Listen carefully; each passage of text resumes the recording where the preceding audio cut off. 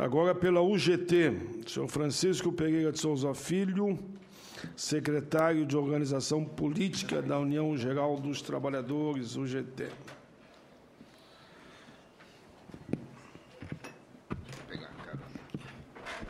Muito obrigado, senador. Aproveito para cumprimentá-lo e cumprimentar todos os nossos companheiros aqui que compõem a mesa e meus amigos todos aqui do plenário.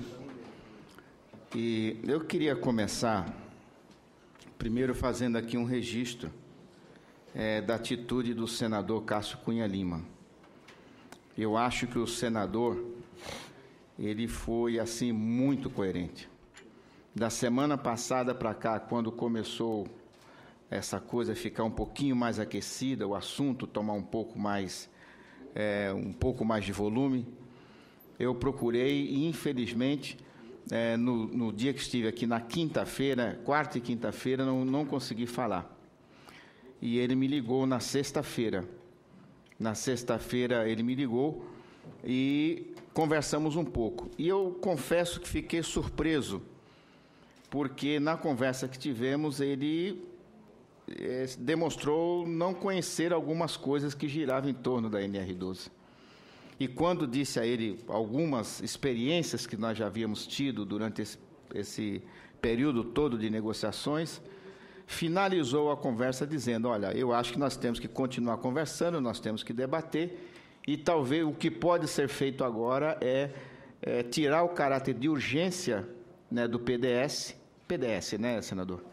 E para se discutir um pouco mais. Tanto que nas redes sociais, pelo menos para o grupo sindical, essa informação foi passada. Foi passada essa informação. E hoje aqui, assim, de forma muito contundente, não fugiu 1 milímetro daquilo que havia conversado comigo, afirmou e publicamente aqui disse que estaria tirando o caráter de urgência do PDS. Então, a primeira questão, e aí eu não queria falar de algumas questões técnicas aqui, porque eu acho que nós tivemos aqui uma aula extraordinária. Do período da manhã até agora, cada um daqueles que usaram a palavra foram realmente assim espetaculares, cada um trazendo novas informações e todas elas enriquecendo a necessidade de que a NR12 não é uma norma que ela precisa ser sustada, que ela precisa ser suspendida, que ela precisa acabar. Ao contrário, ela precisa ser aperfeiçoada. E há uma questão que realmente, 3 questões que eu queria abordar aqui. Uma não sei qual é a visão que os empresários têm da NR12, porque é algo que me deixa... Eu estou aqui desde o início tentando encontrar uma palavra para justificar essa mudança de opinião, essa mudança de postura do setor patronal, e aí eu estou dizendo de uma forma mais ampla, né, de propor uma medida radical contra a NR12, sendo que tudo o que foi feito até agora foi feito com base no consenso. Então, não houve em nenhum momento, e as atas são atas públicas, né? E ali já foram várias delas lidas aqui, trecho dessas atas, onde deixa muito claro que ali prevaleceu a vontade do tripartismo.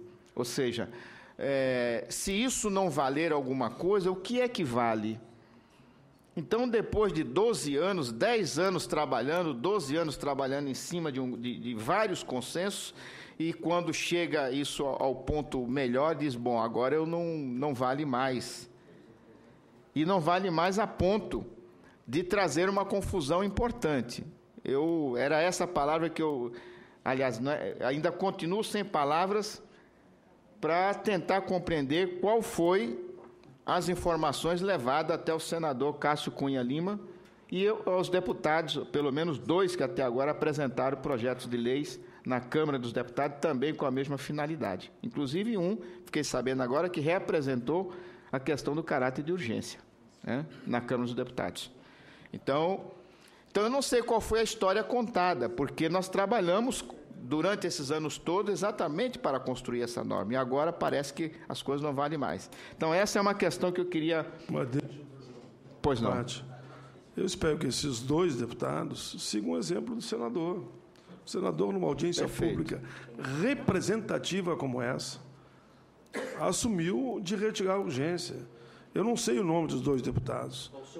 Alceu Moreira e Silvio Costa. Então, fica aqui já o meu apelo aos 2 deputados que retirem o requerimento de urgência e se some a essa mesa de negociação para acharmos um caminho de diálogo e que não prevaleça essa urgência que não tem motivo nenhum. Por tudo que eu ouvi aqui, eu também não entendi até o momento qual o motivo que lá na Câmara eles estão mantendo a urgência. Quero já preservar o senador que já decidiu pela retirada da urgência. Então, fica o apelo aqui ao deputado Silvio Costa e ao Alceu Moreira para que retirem o pedido de urgência. O Mendonça também, o líder democrata.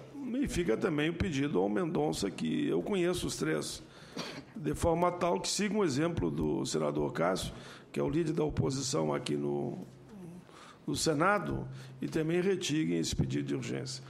Pode continuar, meu amigo. Então, nessa linha, eu queria deixar registrado aqui essa postura do senador que, ao tomar ciência, conhecer um pouco melhor o assunto, né, não teve dúvidas em dizer, não, é preciso aprofundar um pouco mais, é preciso debater um pouco mais, e que eu acho que essa que era a postura realmente que deveriam todos tomar antes de propor uma medida como essa. A segunda questão que eu queria colocar, amigos todos, em relação, sempre em todas as discussões, apareceram pelo menos 2 questões envolvendo o mesmo assunto.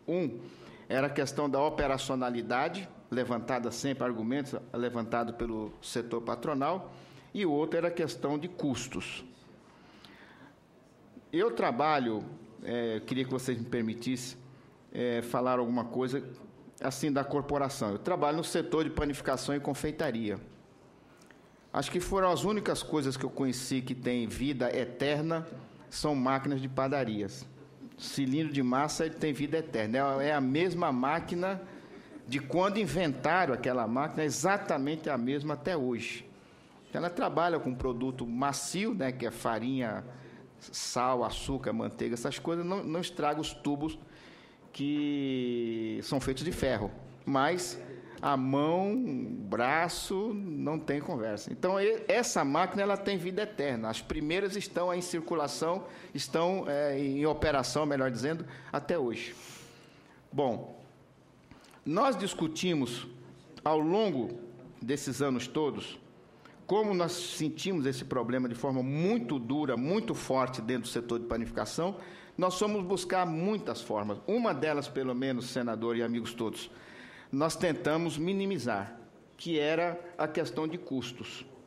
E em São Paulo, por conta dos consensos de tudo aquilo que nós produzimos em torno da NR12, nós conseguimos até linha de financiamento pelo Estado de São Paulo, governador Alckmin, a juro zero para financiar as máquinas, né, dentro do setor de panificação e confeitaria, para que pudesse, como Paraná também, para que pudesse dar início a esse processo. Sempre com aquela paciência, olha, se precisa de prazo, vamos dar mais prazo, vamos discutir com calma.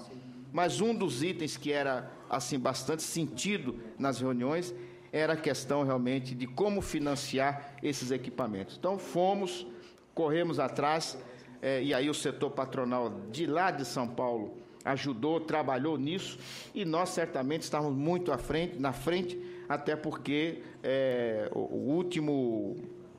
em último caso, o sofrimento maior é quem é atingido por um acidente, que no caso aí é o trabalhador ou quem lida com aquela máquina. Então, nós não entendemos por que essa questão foi deixada de lado.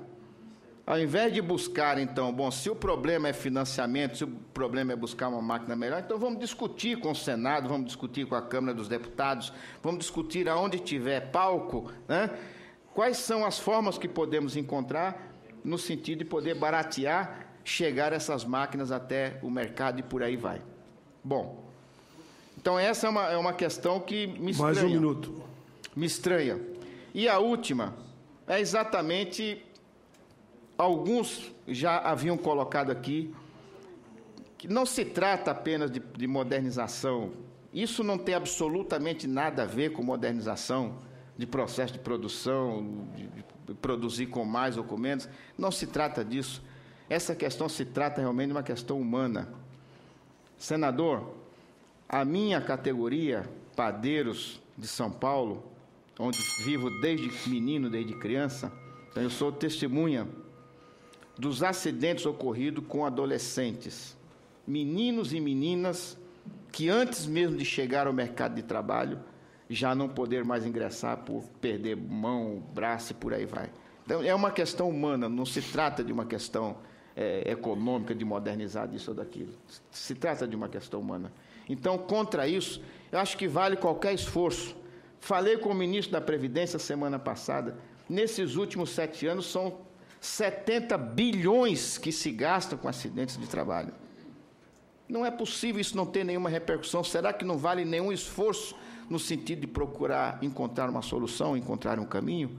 Eu acho que é importante que as partes sentem, baixem um pouco aqui a fervura e vamos encontrar um caminho. Mas o palco é exatamente esse. Aliás, estou vendo aqui o presidente do sindicato patronal da região da ABC, Antônio que pediu Carlos. A palavra para... Eu vou dar a palavra para ele. Perfeito. Desculpe, Toninho, não teria cumprimentado, mas um prazer sempre estar aqui com você. Ajudou nas negociações no Estado de São Paulo. Muito bem. NR12 é uma necessidade. Se tem coisas para ajustar, vamos ajustar. Agora, nós não podemos assodadamente propor qualquer medida que tire isso que é uma proteção para os trabalhadores. Muito obrigado. Muito bem, Francisco Pereira de Souza Filho, que falou pela UGT. De imediato, José Aparecido Bastazini, que é consultor do Sindipeça, Sindicato Nacional das Empresas de Transporte e Movimentação de Cargas Pesadas e Excepcionais. Boa tarde, senador. Obrigado mais uma vez pelo convite para que nós possamos contribuir com o nosso país. Bom, antes de mais nada, quem somos e quem representamos, né? O nosso ativo, ele é movimentado. Então, o que ele é? Ele é o guindaste, ele é um transporte especial. Então, isso leva também a abertura de mercados, inclusive quando tem equipamentos sucateados no exterior para mandar para o país. Qual é a atuação? Toda a infraestrutura do nosso país. A nossa representação na economia, nós estamos falando de aproximadamente 3 mil empresas, geramos em torno de 35 mil empregos, um faturamento bruto de 3 bilhões ano. Tipo e característica das cargas transportadas. Então, nós temos aí, paramos rodovia para poder atender a necessidade dos clientes.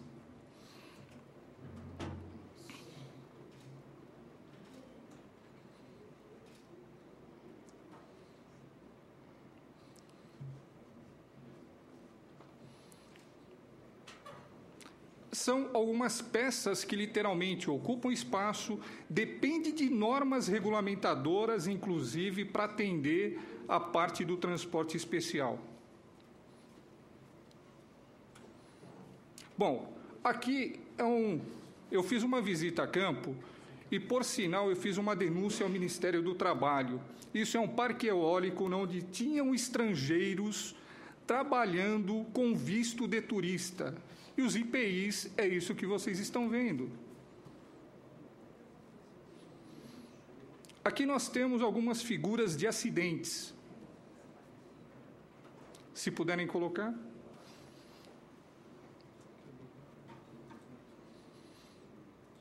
Um operador de máquinas da usina eólica em Palmas morreu hoje à tarde depois que o braço do guindaste que ele operava quebrou. O parque da usina eólica, que gera energia usando o vento, fica em Palmas, na divisa com Santa Catarina. O acidente foi em Água Doce, cidade catarinense. Raimundo de Jesus estava operando o guindaste quando o braço do equipamento que suspendia uma hélice quebrou e caiu sobre a cabine onde ele estava. O operário morreu na hora.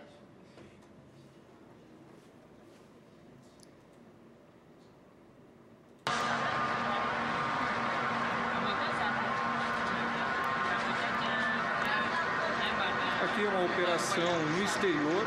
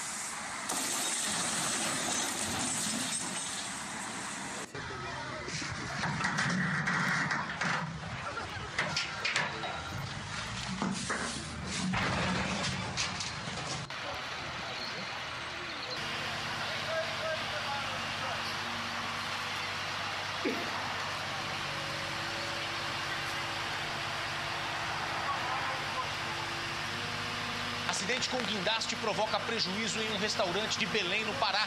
Um morador da região gravou o momento da queda do equipamento. Vamos ver.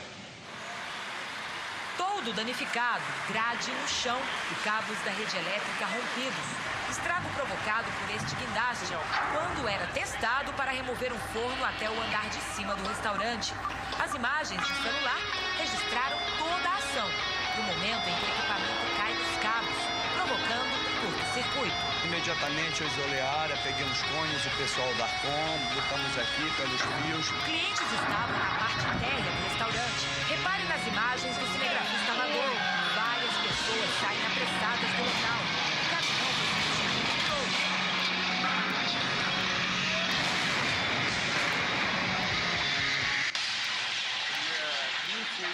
E a operação recomeçou. Desta vez, sem nenhum risco. Está tudo resolvido. Aqui do prédio, do outro lado da rua, temos a exata visão da altura que o guincho atingiu. Repare que parte do telhado está danificada. Do muro também, de onde caiu uma das grades. Os funcionários estavam ali no andar de cima no momento do incidente, mas nada sofreram. Foi apenas um grande susto.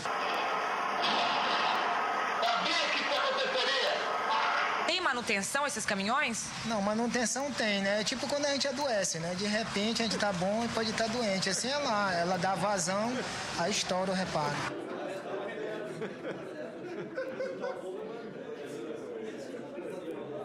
Isso aí também. Nossa.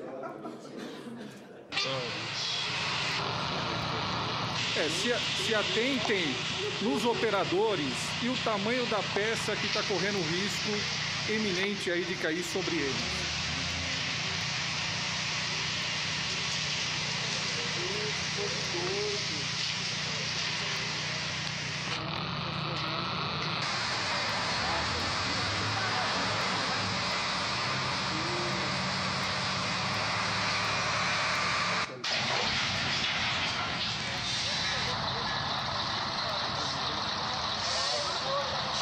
E aí, galera?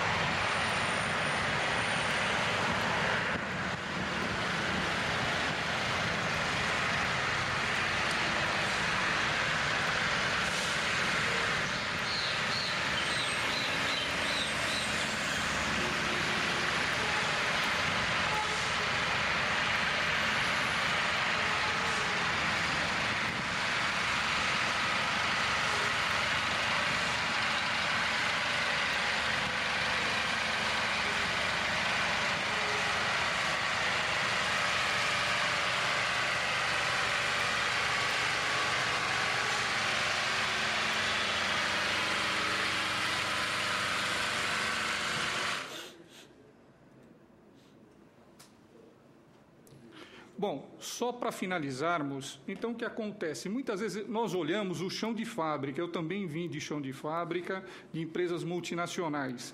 Então, quando nós trazemos para este novo cenário, nós devemos entender que a crise na Europa, na América do Norte, que aconteceu em 2008, 2011, e o boom da infraestrutura do nosso país, abriu o mercado brasileiro, onde trouxeram equipamentos sucateados para o nosso país, colocando em risco os operadores desses equipamentos. Então, assim, nós do Sindipesa, nós apoiamos assegurar as operações dentro das NRs e também disciplinar dentro da CLT as penalidades cabíveis. Obrigado, senador. Obrigado. Importante, José Aparecido Bastazini, consultor do Sindipesa, Sindicato Nacional das Empresas de Transporte e Movimentação de Cargas Pesadas e Excepcionais, que mostrou aí com um pequeno vídeo as suas preocupações com os acidentes e que acho importante que se respeite as NRs. Muito bem. Eduardo Lílio Guterra, secretário adjunto de Saúde, vai falar pela CUT. Boa tarde a todos. Boa tarde, senador. Depois é o Washington pela UGT. Boa tarde, companheiros. Companheiro Itamar e companheiro Ricardo, que estão aqui representando os químicos de São Paulo, e o companheiro lá de Manaus, né, metalúrgico de Manaus. Então, nós trouxemos gente de longe para esse tema. Mas, além de parabenizar o senhor pela audiência e pela oportunidade que nós tivemos de ver o senador, né, entendendo a complexidade desse processo, eu acho que foi uma vitória a organização dessa audiência. A outra questão, também importante, que eu quero comungar com um companheiro que me antecedeu, foi as pessoas que deram a colaboração nesse tema, da complexidade. Então, eu acho que até para a gente que fala agora, nos minutos finais, fica difícil, mas tem algumas coisas que a gente pode até repetir, porque eu acho que chama a atenção o que foi colocado em termos de números de acidente de trabalho com a NR12 vigorando. Essa é uma questão que está colocada para a gente. Quer dizer, se vai modificá-la, qual é o sentido da modificação? Onde é que nós vamos mexer na NR novamente? Porque, pelo que nós estamos acompanhando, nós estamos chegando perto de um limite, né, do que seja seguro para que as operações, para que as máquinas não continuem matando e nem deixando as pessoas com sequelas para o resto da vida. Ao contrário do que eu ouvi aqui, a gente jogou uma luz em cima desse projeto. E eles falam o que eles querem, qual é o problema da NR12. Eles colocam que eles reclamam da alta complexidade da norma, e é uma verdade, é uma norma complexa, porque mexe com empresas, mexe com emprego, mexe com a vida dos seres humanos, é complexa. A desconformidade com o padrão mundial não é o que foi colocado aqui, né? Inclusive, quando a colega questiona qual é o equipamento que não se consegue, isso importado, que não se consegue operar no Brasil. A retroatividade das obrigações, olha, é desde 1978 que se discute essa norma, né? E você vem aprimorando, mexendo e acompanhando o mundo real, acompanhando a modernização das relações de trabalho e até mesmo das novas tecnologias. Então, tem que estar acompanhando isso. E essa questão da retroatividade não é não diferenciar o que é mais antigo e o que é mais novo. Então, não dá para a gente fazer uma norma que vale para Chico, mas não vai valer para Francisco. Pelo menos é isso que a gente tem observado. A não consideração dos impactos econômicos na mudança, eu acho que isso é uma questão relevante, mas é uma coisa abstrata, sob o ponto de vista de estar colocando uma coisa que dá argumento de mexer na NR12. Falta de apoio estatal para a implantação das mudanças determinadas pela NR12. Pelo que nós vimos aqui também, não procede, porque foi dado prazo de 66 meses para alguns itens importantes, questionado por eles. Inclusive, salvo engano, o Ministério do Trabalho tem feito ações no sentido de cartilha, de treinamento para os auditores fiscais, uma série de atos para adaptar o nosso trabalho com a nova versão da NR12. Questão dos cursos para conhecimento das novas obrigações. Eu não acredito que quem estava lá na discussão da NR12, que aprovou por consenso a NR12, não levou esse assunto em consideração. Muito pelo contrário, talvez ele que venha primeiro nessa discussão. A falta de um órgão oficial, certificador, que valide as máquinas e equipamentos. Não preciso falar sobre isso, né? Eu acho que nenhum equipamento vai entrar aqui ou vai entrar em operação que não tenha sido certificado. O elevado custo econômico para as adequações exigidas na NR12 e a retirada dos fabricantes nacionais da concorrência internacional. Então, tem aqui os pontos específicos que eles colocaram aqui para o nosso senador. Eu acho que a outra coisa que a gente tem que, até porque isso é audiência pública, então não só aprova, nós sabemos que não se aprova uma ANR, uma norma da importância dessa, sem que não haja aqueles processos que foi colocado aqui, normas internacional da OIT, o consenso na CTPP de que esse ponto é um ponto pacífico, senão ele não vai para frente, porque tudo que é feito ali é aprovado por consenso. Né? E além da questão de você criar uma comissão específica, né, temática, para fazer um trabalho em separado, dar uma colaboração mais refinada para trazer o debate ali para o pleno da comissão, que tem vários outros temas. Então, quer dizer, essa afirmação de que nós poderíamos ter aprovado a ANR de forma antidemocrática, do governo usando um poder que ele tem. O governo tem um poder, o Ministério do Trabalho tem um poder de criar normas de saúde e segurança, isso tanto está na CLT como está na Constituição Federal. Mas não foi isso, né? Então, nós temos, viu, deputado, a gente tem um problema aí para resolver, um desafio, porque ao mesmo tempo que a gente vê a boa vontade aqui da Casa, dos senadores, atendendo à solicitação do senhor, nós temos um desafio.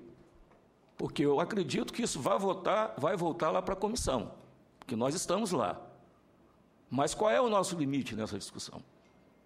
Né? E nós observamos que essa discussão do questionamento da NR12 aqui e outros questionamentos de outras regras, né, no Ministério do Trabalho e da Previdência, no Judiciário, é uma estratégia que a gente tem que debater e trazer uma luz para cima disso, porque se a gente ficar trabalhando com essa espada em cima da cabeça, só que se não fizer do jeito que eu quero, do jeito que tem que ser feito, ou eu vou para o Judiciário, ou eu vou para o Legislativo, o que eles estão fazendo é uma frente, isso não é uma coisa isolada. A gente tem percebido isso nas discussões que a gente faz. E quem acompanha essa discussão do tema saúde e segurança sabe que os empresários, muitos deles, nem todos, né? A gente sabe que tem alguns que querem discutir isso de forma que o assunto requer, mas, porém nós estamos percebendo que a maioria deles, e esse fato, querem levar a coisa para o outro lado. Bom, com relação a essa questão dos acidentes, é uma questão que nos preocupa, porque aí nós estamos colocando a vida dos trabalhadores em risco, né? E mesmo assim a gente não consegue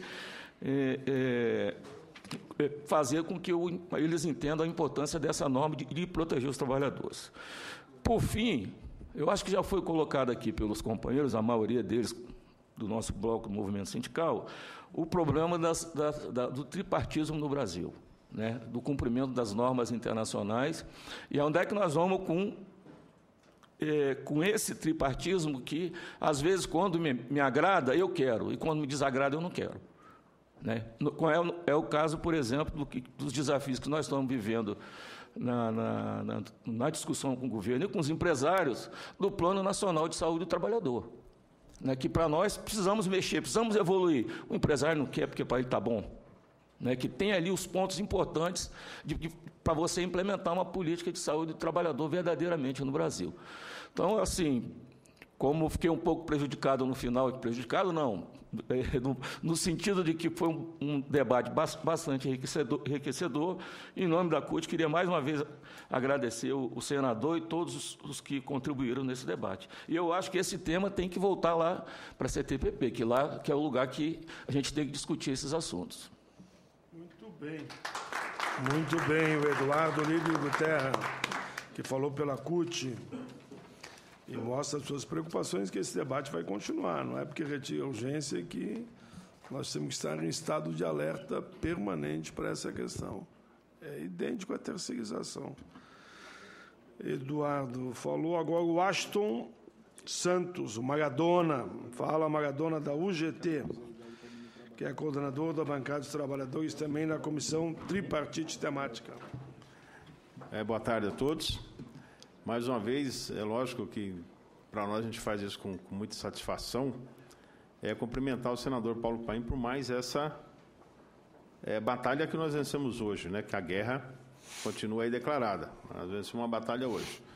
E o nosso senador Paulo Paim, mesmo enquanto deputado e agora senador, nunca hesitou em travar a luta em defesa dos trabalhadores. E, em nome dele, quero cumprimentar a todos aqui da mesa e a todos do plenário também. Dizer, senador, que hoje nós estamos aqui com alguns representantes também que fazem parte da CTPP, que é o Luizinho, que está aqui na mesa, o Itamar, que é da CUT, o Jairo, que é da Nova Central, e outros que estavam para vir também, mas tiveram um problema aí. Oi? O Erivan, que não veio, que também faz parte. Toda a equipe aí que está lá, fazendo bom combate. Lá. Todos aqui participando. O Rômulo, que também faz parte da CTPP pelo governo, né? Que tem o Rômulo, o Reinaldo, todos. Grande Rômulo. Para nós aqui registrar também a importância de ter o nosso Zurrei Randar aqui, que foi da Fundacentro e foi aí o responsável pela publicação da portaria que instituiu o tripartismo. Para nós que fazemos parte da CTPP, nós vivemos lá em constantes batalhas, viu, senador? Mas o interessante é que todos os temas são discutidos, são debatidos. E o que vem acontecendo ultimamente, o que nos causa espécie, e aí a luz amarela já está acesa, na verdade, é com relação a essa ação assodada pela bancada patronal, que na verdade visa descaracterizar o tripartismo. Né? E uma forma de democracia muito importante, que ela atende todos os quesitos sociais. Né? Ela envolve governo, envolve patronal, envolve os trabalhadores, ou seja, é o conjunto que realmente que coordena e comanda a cadeia produtiva do país. E, ultimamente, isso vem acontecendo constantemente. Várias decisões que são tomadas na CTPP. É interessante observar, senador, que, como já foi falado aqui, acho que nós nunca tivemos uma palestra de cunho técnico e rica tão grande como nós tivemos hoje, que elencou toda a origem de concepção de uma norma de segurança do trabalho. Isso é o mais interessante. Ela não surge assim na cabeça de um iluminado, viu, senador, que vai e fala assim, não, eu quero fazer isso hoje. Não. São demandas que surgem da sociedade, tanto dos trabalhadores, como do patronal, ou da própria sociedade no comum. Um trabalhador comum lá que, de repente, aconteceu alguma coisa para ele que serve como experiência, ele pega e manda uma mensagem lá para o Ministério do Trabalho. Isso vai pautado na CTPP, é criado um grupo temático para discutir, é criada uma comissão permanente, quer dizer, tem várias instâncias paritárias. Isso é o mais interessante, que participam todos para discutir. E hoje, acho que assim, a luz que tem que ficar para nós, essa amarela intensa, é com relação à questão de fortalecer o tripartismo. Então, eu entendo até que a proposta que já foi colocada aqui, que o senador já mandou que inserisse ali na pauta, que nós temos que realmente fazer esse debate, é com relação ao tripartismo. A NR12, ela vem sendo aí, foi a primeira que gerou todo esse debate. Mas já tem outras situações acontecendo na Câmara. Tem agora uma lá que trata de derrubar a portaria do benzeno, né, que está dentro da NR12 também, para derrubar uma portaria. A do amianto. Até na reunião também eu troco lá, né, Itamar? Do amianto. Que trata de derrubar uma portaria extremamente importante para o trabalhador. E o mais interessante é que dentro das comissões que estão lá discutindo, as que colocam não tem nada a ver com o setor que está discutindo. Né? Então, está virando praxe. E nós tivemos aí, com relação à questão da 12, a primeira alegação que foi feita, de fato, é que os trabalhadores estavam sendo intransigentes. Não foi isso, Jair? Não, o trabalhador não quer discutir, não quer flexibilizar. E aí, pelas falas do senador, tanto do Cássio Cunha Lima, como do senador do Sintra, eu vou dizer assim, com a devida vênia, faltaram com a verdade com os senadores. Faltaram com a verdade com os senadores. Viu? E eles, é óbvio, eles têm que atender o aclamo, né, da sociedade que o procura. Eu achei que o senador Cunha Lima, o Cássio Cunha Lima, ele foi extremamente feliz na fala dele. Nós entendemos isso também. Tanto é que o movimento sindical, toda vez que... ele vem para cá. Ele vem aqui buscar a Casa de Leis, realmente para poder avançar. Então, desse ponto, nós concordamos. É a maneira que isso ocorreu que ela foi desleal. Porque nós estávamos debatendo a NR12 na CTPP e, por outro lado, a bancada patronal estava procurando os senadores para meter uma urgência e suspender uma norma. Olha o tamanho do absurdo. Suspender a aplicação de uma norma. Tá bom, mas você vai suspender para pôr o quê no lugar? Como já foi falado aqui.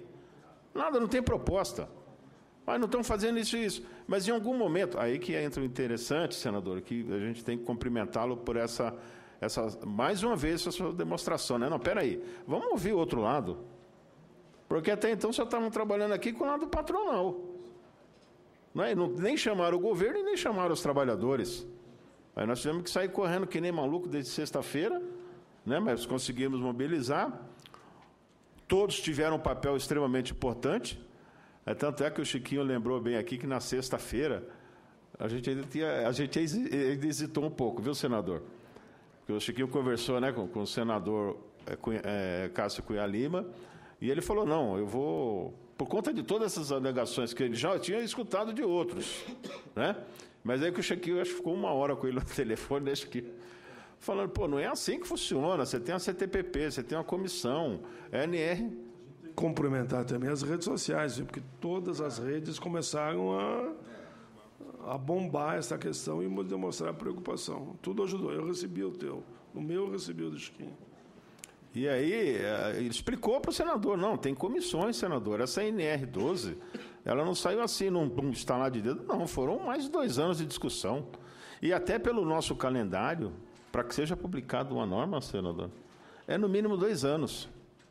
É no mínimo 2 anos, porque ela passa pelas comissões, é feita uma consulta pública, olha só a dimensão social que ela atinge. É feita uma consulta pública para que até aquele da pequena empresa, como era a alegação deles, que está lá no cantinho sem ser lembrado por ninguém, ele também manda a sugestão dele. E ela é rica, ela é usada na concepção da norma. Então, ela passa por sérias fases antes de ser publicada. O que está ocorrendo hoje também, e que nos preocupa, senador, mesmo chegando a todo esse ponto e fechando no consenso, aí chega na última instância, que é a CTPP, e nós tivemos isso na NR20. Né? Quando chega na última instância, senador, a gente não sabe por conta do que isso acontece também, né? Aí chega um representante patronal, que faz parte lá da comissão, diz o seguinte, olha, nós não concordamos com isso, a gente não pode aprovar. Mas como? Quem você indicou lá na ponta, ela aprovou. Vocês discutiram. Então, eles tiram também a autonomia de quem está lá na representação. Eu acho que assim, já exaurido o tema, não sobrou muita coisa para a gente poder falar, mas para nós do movimento sindical, a luz amarela está acesa.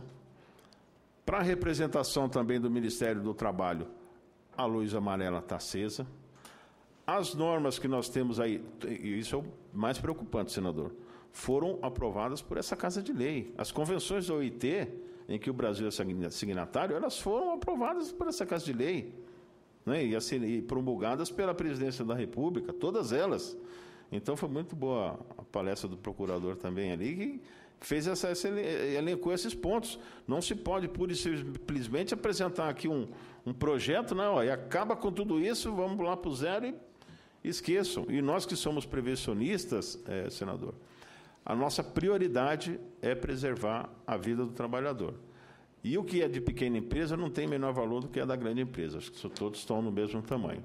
Então, agradecer mais uma vez aí ao senador, a todos os companheiros, né, que todos saíram aí que nem...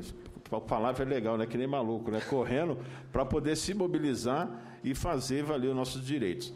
Cumprimentar, mais uma vez, o senador Cássio Cunha Lima, né? e o senador Sintra, pela posição nobre que ambos tomaram. Foi muito interessante sua observação com relação aos dois participarem da audiência pública. Isso não é comum.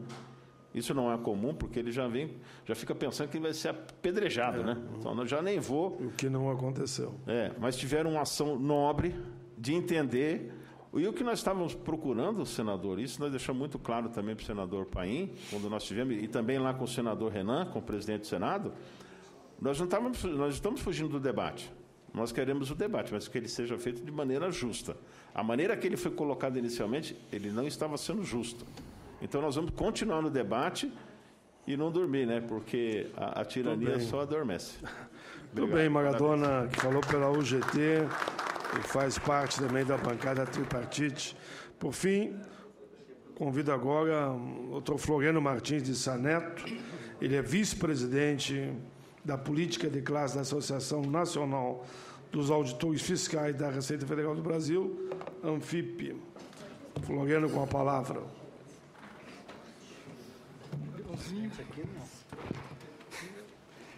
Boa tarde a todos. Agradecer ao senador Paulo Paim, cumprimento toda a mesa, a pessoa dele. Dizer que eu saio daqui agora realmente conhecendo um pouquinho mais da NR12, né? A gente lia, né, apenas sobre ela, via como uma coisa distante, já que a gente não é, como já é servidor público, né? Não está sobre a égide dela, assim, pelo menos que eu acho que não temos nisso no serviço público. Mas, senador, aí eu fiquei aqui pensando o que eu poderia contribuir com esse debate, já que a gente cuida na área da Receita Federal dos recursos financeiros que são arrecadados, né, em nome da sociedade brasileira, mas também relembrar um pouquinho da nossa vinda previdenciária, que é o outro lado, né, do mundo do trabalho, o lado da previdência social. Todo trabalhador, acho que sonha, né, se aposentar, ter lá seu reconhecimento, né, e faz isso durante toda a sua vida laboral. E ali nós temos nosso sistema, por mais defeitos que tenha, ele tem nós temos um regime em que a geração que trabalha com seus recursos sustenta a geração que já trabalhou, então nós temos uma solidariedade, que é um regime, não tem nada de novo, assim, no mundo inteiro civilizado se usa dessa forma. Mas, voltando aqui, acho que a contribuição que eu posso dar, falar um pouquinho sobre a questão financeira, é sempre que a gente tem uma oportunidade como essa, a ANFIP ela faz esse estudo, né, que anualmente nós divulgamos, a análise da Seguridade Social, para falar um pouquinho desse orçamento da Seguridade Social, que é esquecido. Quando se tramita agora o orçamento fiscal, não se fala nada, ele está lá pensado, descumprindo os princípios constitucionais na sua construção, se esquecendo de que as políticas da Seguridade Social elas são complementares e não adianta nada eu tratar do mundo do trabalho sem tratar do mundo da Previdência Social, sem tratar da saúde, sem tratar da assistência social de uma maneira global. Então, a gente sempre aproveita para falar disso e justificar. A ANFIP faz isso ano após ano. O problema da Seguridade Social não é falta de recursos. O orçamento tem sido amplamente superavitário ao longo dos anos, tem sido utilizado como foi utilizado em 2009, na crise econômica, a primeira, o orçamento da Seguridade Social serviu, foi utilizado largamente, até sem ser esse o modelo, ele não foi projetado para entrar nas crises econômicas e para ajudar o Brasil a sair dela, mas isso aconteceu em 2009. Então, o que temos agora, nessa questão que eu acho que acendeu a luz amarela, é porque nós estamos numa crise econômica gravíssima, onde já ficou claro, né, pelo encaminhamento do pacote de ajuste fiscal, quem é que está pagando a conta. Quem está pagando a conta são os trabalhadores que tiveram alguns direitos, né, postergados, como, por exemplo, o seguro de desemprego, né, seguro-desemprego, os aposentados, com mudança de regras, e por aí vai. Mas, principalmente, no emprego, se não me engano, são 500 mil trabalhadores que perderam o emprego nesse ano, 500 mil pessoas que estão aí realmente numa situação muito difícil. Os pequenos empresários e vai por aí afora. E o que eu gostaria de, assim, até para produzir um pouquinho mais aqui de lenha nessa fogueira, e saber por que essas coisas estão acontecendo, uma das tabelas desse nosso livreto, nós falamos sobre as renúncias fiscais. Ou seja, aquilo que o governo deixou de arrecadar, aquilo que ele deu de presente, sem nenhuma contrapartida. E a gente fala isso, senador, com muita tranquilidade, porque a Anfip foi uma entidade que, logo que saiu a desoneração da folha de pagamento, a primeira medida, nós temos 2 livros publicados só sobre a desoneração, nós já avisávamos, isso não vai dar certo, isso vai destruir a Previdência Social, isso não vai criar um emprego a mais, e é o que a gente pôde verificar nos 2, 3 anos, né? O que aconteceu foi a remessa de lucros, principalmente no caso das montadoras, a gente vê isso com muita tranquilidade. As nossas montadoras salvaram as suas matrizes mundo afora através de remessa maciça de lucros, objeto basicamente da desoneração sobre a folha de salários. Aí a gente tem os númerozinhos aqui, ó. Em 2012, as desonerações foram 46 bilhões de reais. Em 2013, 78 bilhões de reais. Em 2014, 104 bilhões de reais. Recursos que foram, tem aqui a relação, né? Mas nós temos aqui IPI, por exemplo, né? Então financiou aí as empresas, 10 bilhões de reais, combustível, 12 bilhões de reais, a folha de salários, que eu me detive um pouquinho mais, 21 bilhões de reais, e vem por aí afora. Então, os empresários, eu não entendo realmente se a motivação dessa discussão for financeira, ao longo desses anos, me parece que foram contemplados. Né? Acredito eu que foram contemplados, bastante, pelo menos é o que os números estão dizendo. Então, senador, realmente eu acho que eu realmente fiquei chocado com o nível, com essa questão de nós estarmos discutindo isso aqui agora, em pleno século XXI, um retrocesso desse nível. Me parece que é contraproducente de todos os aspectos. Nós estamos aí inserindo o Brasil sendo mais um motivo de vergonha do nosso país lá fora, de estarmos descumprindo aí uma resolução já assinada, já em vigor, né? Um retrocesso brutal.